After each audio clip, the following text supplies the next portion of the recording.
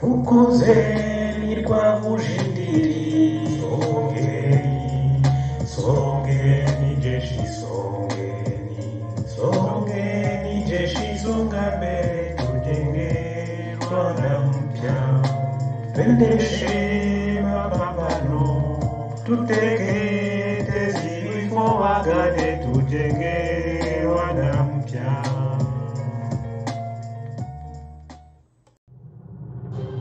Iyi ni YouTube channel ya CDF Imena. Kugira ngo amakuru yacu azajya kugeraho ku gihe, iyandikishe, kora subscribe, kanda like, ntiwibagirwe gukora na share cyangwa partage. Murakaza neza ku channel ya YouTube ya CDF Imena. Bavandimwe inshuti zacu mudukurikira kuri CDF Imena TV, turabasuhuje.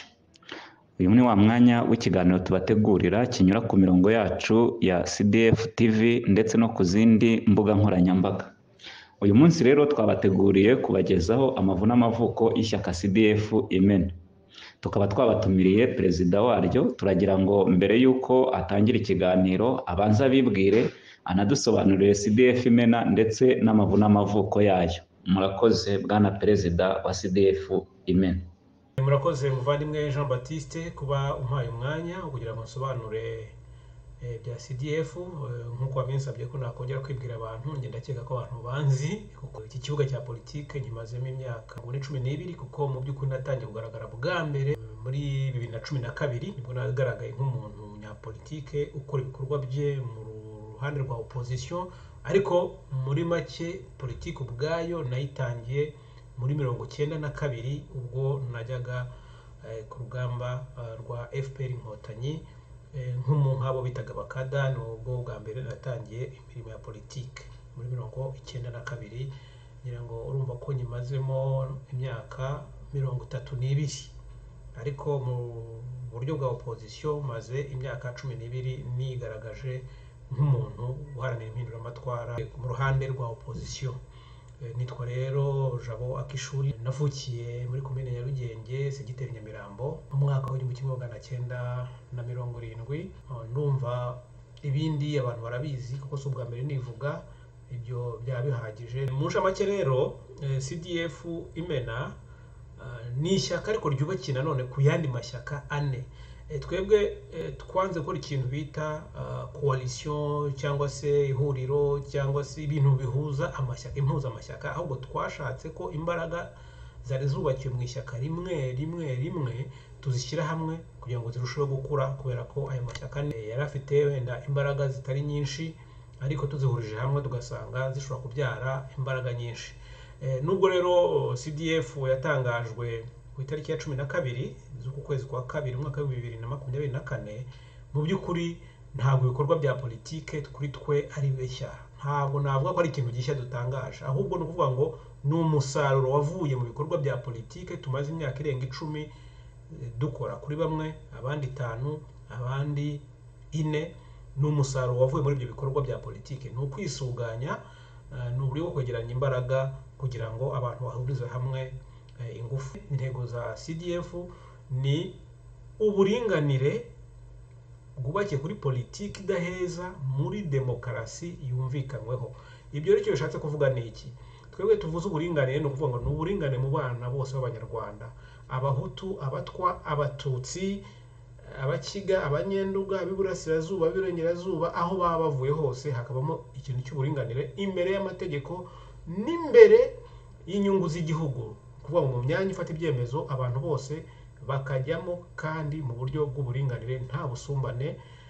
Icyo rero akaba ari ikintu wenda navuga ko kizaba kidasanzwe cyane, kubera ko ubutegetsi bw'u Rwanda ko bwagiye bubaho bwakunze kurangwa n'ubusumbane. Twebwe rero ikaba ari ikintu gishyashya dushaka kuzanira Abanyarwanda. Hanyuma icyo bita demokarasi yumvikanweho, icyo bishaka kuvuga ni iki? Mu Rwanda dufite ikibazo cy'abitwa rubanda nyamwinshi n'abitwa ba rubanda nyamuke. Rubanda nyamuke bakunze kuvuga na Abatutsi ndetse n'Abatwa.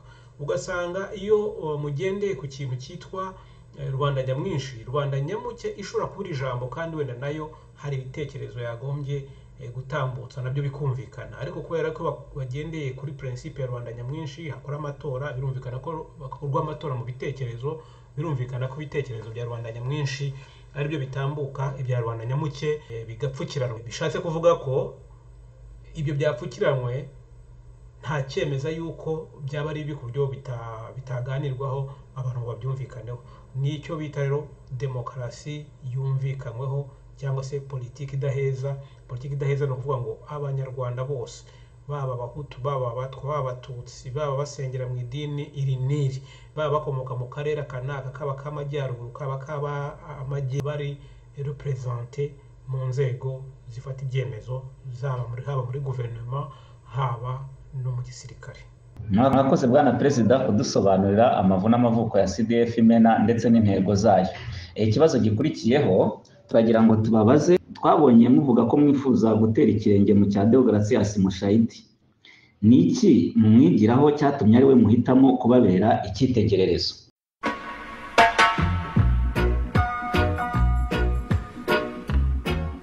CDF Imena ni ishyaka riharanira uburinganire muri politiki idaheza na demokarasi yumvikanyweho. Ibyo bita mu ndimi z'amahanga inclusion, equité et la démocratie consensuelle, cyangwa se inclusion, equity and consensual democracy. CDF Imena ni ishyaka ryubakiye ku mashyaka ane ariyo RRPM Inkundura, UFF Irangamirwa, FCN na FIA.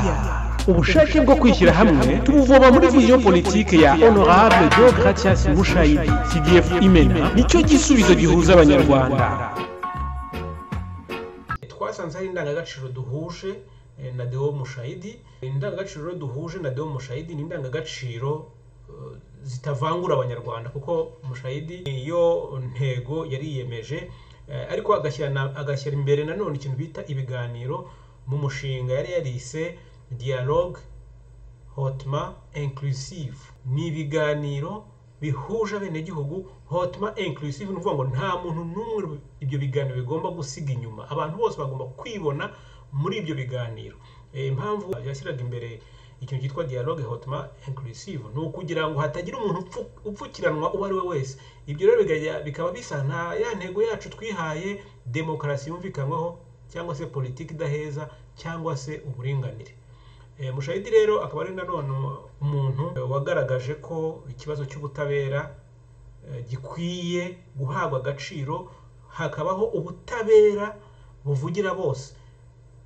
Numva ari umuntu wa mbere wabashije kugaragaza ubwicanyi bwakorewe ubwoko bw'abahutu, avuga ko mu by'ukuri FPR yakoze ubwicanyi ibukorera ubwoko bw'abahutu, ko abahutu nabo bagomba guhabwa ubutabera kandi ubwicanyi bwabo nabwo bukavugwa bukareka gupfukiranwa. Twe rero abagize CDF Imena twasanze izo ndangagaciro tuzihuje, noneho aba ariyo mpamvu dufata vision politique ya Mushayidi nk'icyitegererezo cyacu. Uburinganire rero n'ubutabera tubivoma muri iyo vision politique ya Deogratias Mushayidi. Deogratias Mushayidi ni umuntu ufite amateka aremereye, ni umuntu wavutse asanga ese yarahitanywe n'amakimbiranye yabayeho mu myaka ya 60, hanyuma muri 94 nanone jenoside imugeraho, abavandimwe be n'ababyeyi yari asigaranye n'umubyeyi umwe yari asigaranye nabo asanga batakiriho, asigara ahagaze nk'agati kamwe. Ariko ibyo byose ntigeze aheranwa n'urwo rugendo rwe rubabaje mu buzima bwe. Waravuga ati njyewe icyo nshaka ni uburinganire n'ubutabera. Kugira ngo uburinganire n'ubutabera bigerweho hagomba kubaho icyo yise dialogue hautement inclusive, bivuga ngo ni ibiganiro hagati y'abanyarwanda bidafite uwo biheza, kugira ngo abantu bose bavuge akabarimo, bive inyuma, bavuge ikibari ku mutima, kandi batange n'ibisubizo byakubaka u Rwanda, bityo abanyarwanda bongere babane. Niyo mpamvu rero Mushayidi twe tumufata nk'icyitegererezo. Niyo mpamvu kandi twebwe ibitekerezo vision politique ya Mushayidi tuyishyize imbere, ndetse niyo dialogue hautement inclusive natwe ubushobozi n'ubutwemerera n'umwanya n'ubutwemerera, natwe tuzatera ikirenge muke iyo dialogue, twongere tuyamamaze, twongere turebe niba hari abantu bashobora kuyishyigikira, kugira ngo uwo mushinga wa Mushayidi nawo ugaragare uri mu nshingano zacu, kuko twiyemeje kugendera kuri vision politique, kuko twiyemeje gutera ikirenge muke, nk'uko abivuga ati niba mu nkunda by'ukuri muzatera ikirenge mu cyanjye muharanira ibyo naharaniye. ni ibyo rero turimo, niyo mpamvu Deogratias Mushayidi twamufasheho nk'icyitegererezo, kandi turizeza abanyarwanda, inshuti za Mushayidi, abamukunda, abakunda ibitekerezo bye, yuko iyo vision twebwe tuyifata nk'umurongo twakwita nka code de conduite, cyangwa se nk'igitabo twebwe tuzajya tuvomamo ibyo tugomba gushingiraho, tuzajya tuvomamo ubumenyi tugomba kugenderaho, tuzajya tuvomamo vision politique yacu. Ni ukuvuga ko nta kintu na kimwe tuzakora kiri inyuma y'umurongo Deo Mushayidi yaraze abamukunda by'ukuri. Hari abibaza impamvu mwahisemo gushinga ishyaka rishya aho gukorana n'amashyaka asanzwe. Ibyo hari ababibona nko gutatanya imbaraga, mwebwe mubivugaho iki? Mu by'ukuri nibyo koko CDF ni ishyaka rishya, ariko ku rundi ruhande nk'uko nabisobanuye haruguru, ntabwo ari ishyaka rishya kuko ni ishami rishibutse ku mashyaka ane. Twahuje amashyaka. Mu guhuza amashyaka rero ni nk'umwana uvutse mu mashyaka ane, uwo mwana agomba kwitwa izina. Uwo mwana yitwa CDF Imena Consensual Democracy Front, bisobanura mu rurimi rw'igifaransa Front pour la démocratie consensuelle, cyangwa se mu kinyarwanda ishyaka ry'uburinganire muri politike idaheza na demokarasi yumvikanyweho. Ni urubuto ruvuka ku mashyaka ane, amashyaka ane amaze hagati y'imyaka 10 n'imyaka 5 akora, tumva nta gishya gihari. Ikindi cyo kuvuga ngo wenda mu kuki mutashyigikiye cyangwa se mutagiye mu yandi mashyaka, ntekereza ko twadusanga turi mu mashyaka, nta mpamvu rero guta amashyaka yacu ngo tujye mu yandi. Cyokora guhuza kw'amashyaka byo ni intambwe abantu baba bateye. Turumva rero tutaratandukiriye, nta kosa twakoze, ntawe tuje kurwanya, ntawe tuje kwima umwanya we, ntawe tuje gutwara inyungu ze. Icyo tuje ni ukubaka imbaraga zirenze amashyaka twari turimo kugira ngo zibe nini. Ayo mashyaka yandi azagaragaza ubushake bwo gukorana natwe, twiteguye gukorana n'ayo mashyaka asanzwe ariho cyangwa se n'andi azavuka, ariko tukazaba duhuje iyo vision politique yo guhuza abanyarwanda, vision politique idaheza abanyarwanda, vision politique ya demokarasi yumvikanyweho. Abazemera iyo ntego nta kibazo, tuzishyira hamwe dukorane nabo, kuko u Rwanda ni urwacu twese. Ikindi nanone, niyo haba harimo abatemera uwo murongo, bafite ukundi kuntu babibona, ariko mu by'ukuri bagamije neza y'abanyarwanda, nabyo ntibyabuza abantu kuganira, tukaganira tukareba ko hari ibyo twahuriraho, byibura niba hari ikintu kimwe tudahuza ariko akaba hari ibindi byinshi duhuza, twaganira tugakorana. Icyo dushaka twese ni ikintu cyazanira umutuzo, cyagara umwe n'ubwiyunge bw'abanyarwanda, cyakongera icyizere abanyarwanda cy'uko ubutegetsi bwaba bugiyeho bwaba bubakorera. Nkaba numva rero nta muntu cyangwa se nta shyaka cyangwa se nta organisation cyangwa se nta mutwe w'ingabo uriho usanzwe uriho cyangwa se uri kwiyubaka twebwe tuje kubangamira, ahubwo tuje kugira ngo dushyireho umuganda wacu, aho bagenzi bacu bazagereza bakumva bananiwe, natwe tubakire bityo no mu rundi ruhande mu ndimi z'amahanga bavuga bati vice versa, natwe aho tuzatsikira nabo badufata akaboko. Ni ukuvuga ngo twebwe icyo dushaka kwamamaza mbere na mbere vision politique yacu na vision politique ya Mushayidi nka garde fou tuzagenderaho, tugamije gufatanya n'abanyarwanda bose, nta munyarwanda, nta shyaka, nta organisation tugamije kuvangura cyangwa gushyira inyuma cyangwa se kurwanya. Kereka ntihagira iturwanya birumvikana tuzitabara uko dushoboye, ariko ntihatagira uturwanya ntawe tuzarwanya. Icyo dushaka twebwe, uwo turwanya n'umwe, ni FPR n'abambari be. Ni ukuvuga ngo ni ishyaka riri ku butegetsi rya FPR n'intore n'ibifobagane, abo ngabo nibo turwanya, nta bandi. Niba utari mu bifobagane ntabwo tukurwanya, niba utari mu ntore ntitukurwanya, niba utari FPR ntitukurwanya, niba utaturwanya ntitukurwanya, ariko nuturwanya tuzirengera. Ibyo ni ihame risanzwe, ni ihame risanzwe ruzi, tuzirengera ntagira umuntu turwanya. Nkaba numva rero kuvuga kwa CDF ntawe bikwiye gutera ubwoba, ntawe bikwiye gutera impungenge, ntabwo ari igikorwa cyo kuza hari abavuga ngo se ubwo ni ugutatanya imbaraga. Oya, si ugutatanya imbaraga, ni ukubaka imbaraga nshyashya. Ejo nihagira ishyaka risanzwe ririho tubwira tuti turabona umurongo wanyu muriho ni mwiza, ese dushobora kugira ibyo duhuza, tuzaganira ibyo duhuza, twe tubuhuze. Twebwe icyo dushaka ni ikintu cyitwa ubumwe mu banyarwanda, n'ikintu bita mu ndimi z'amahanga cohesion nationale. Nicyo dushaka, nta kindi, nta opposition, nta muntu turwanya uwo ari we wese. Gusa dufite umurongo tugenderaho tutagomba gutandukira.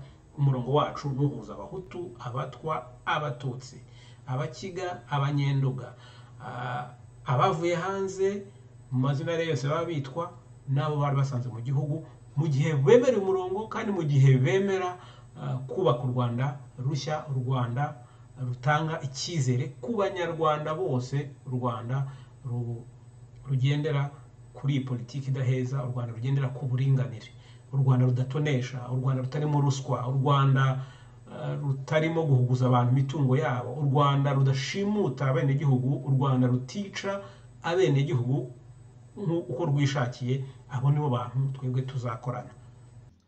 Ikibazo cya kane ari nacyo cya nyuma nsorezaho, abantu benshi bakunze kugaragaza ko gutangaza ibijyanye n'ingabo kuri interinete atari igitekerezo cyiza. Mwebwe mwababwira iki? Twagira ngo iki kibazo mugisubize kandi munadusoreza ikiganiro. Murakoze Bwana Perezida, nizere ko n'ubutaha nitubatumira muzaza mukadufasha gusobanurira abanyarwanda ibibazo bagenda bibaza, cyane cyane ku muryango CDF Imena. Murakoze. Umuntu uwo ari we wese afite uburenganzira bwo gutanga opinion ku gitekerezo, kuko niba icyo gitekerezo atari cyiza kuri we, nta kivuze ko atari cyiza ku bagitangaje, nta n'ikivuze ko abagitangaje ari abaswa kuko batazi ibyo bya internet cyangwa batazi uko byakorwaga kera. Ariko ndagira ngo mbabwire ko internet ni uburyo bushya bworoshya imikorere y'abantu, kandi akaba ari uburyo bushya bwo gutangaza ndetse bukaba bunihutisha amakuru. Ikindi, twebwe nta mpamvu tubona yo kuba twahisha ko dufite iyo strategie politique yo gukoresha ingabo. Iyo mpamvu ibaho tuba twarabihishe ntitubivuge. Ariko nanone uko amakuru ahari, u Rwanda ni ruto, ibikorwa ni byinshi, abo banatubuza.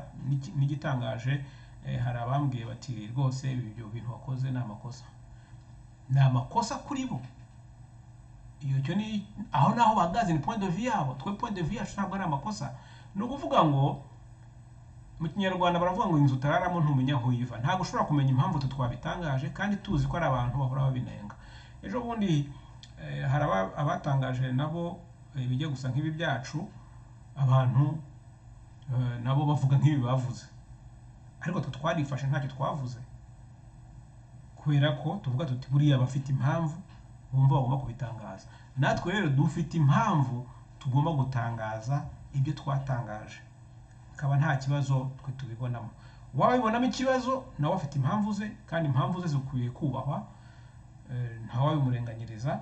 Igitangaje ni uko abavuga ngo kuki mwabitangaje kuri internet, nabo bavugira kuri internet, ibikorwa bakora nabo babikorera kuri internet. Ubwo se batandukaniye he namwe? Ikindi, cy'ingabo ntabwo ari gishya.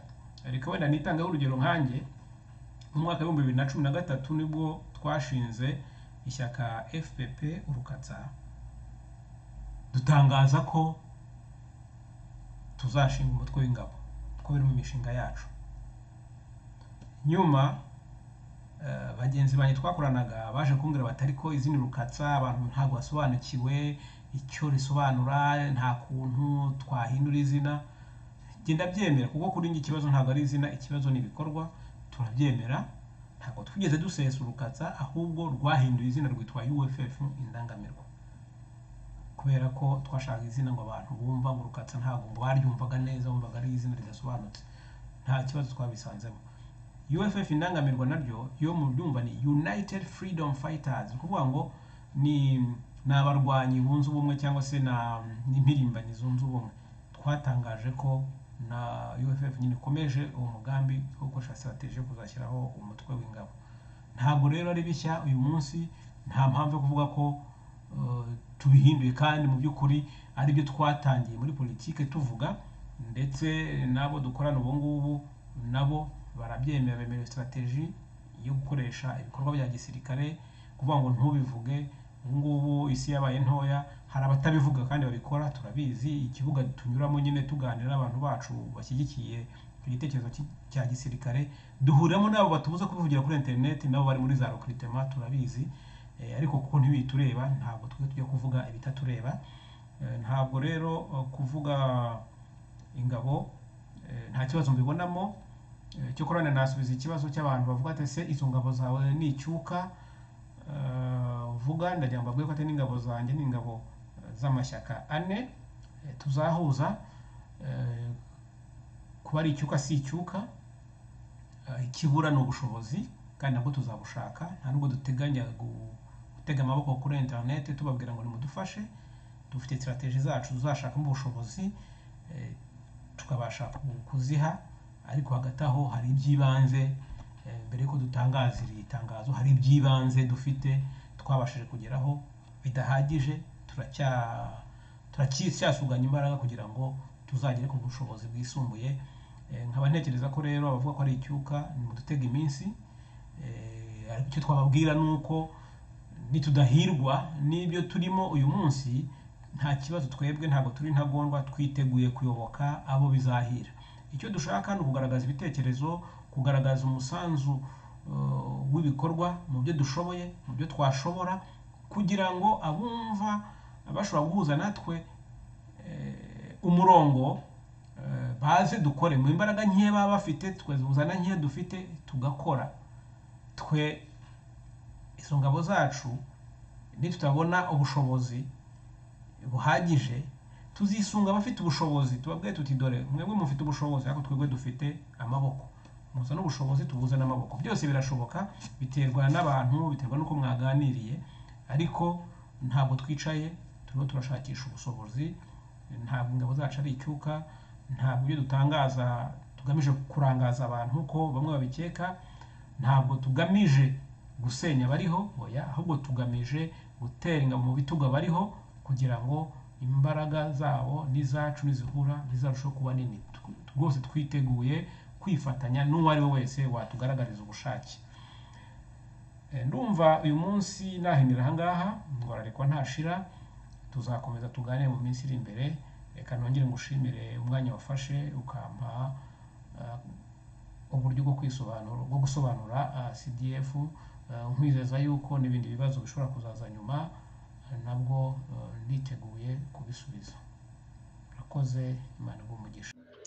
Reka dusoze ikiganiro tugushimira Bwana Perezida wa CDF Imena Akishuri Jabo ku busobanuro n'ibisubizo duhaye bidufasha gusobanukirwa ishyaka CDF Imena, amavu n'amavuko yaryo ndetse n'intego.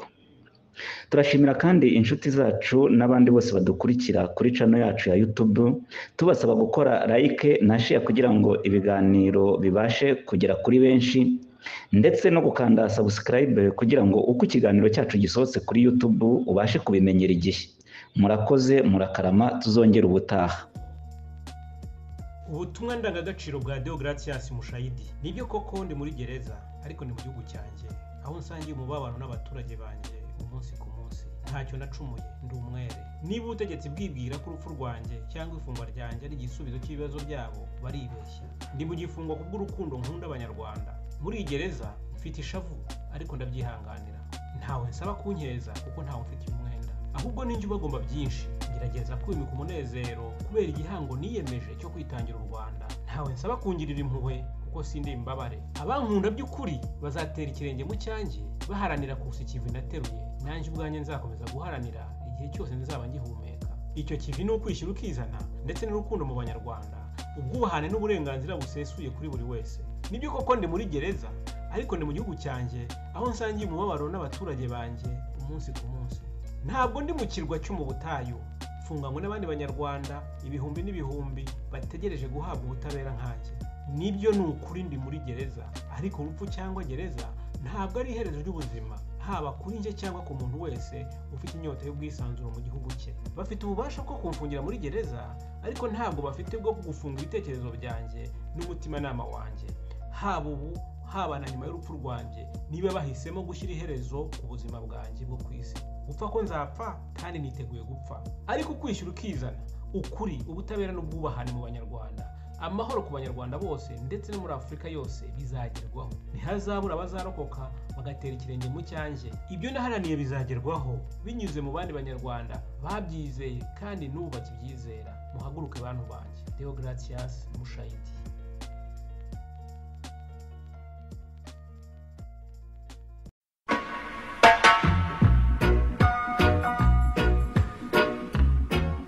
CDF Imena.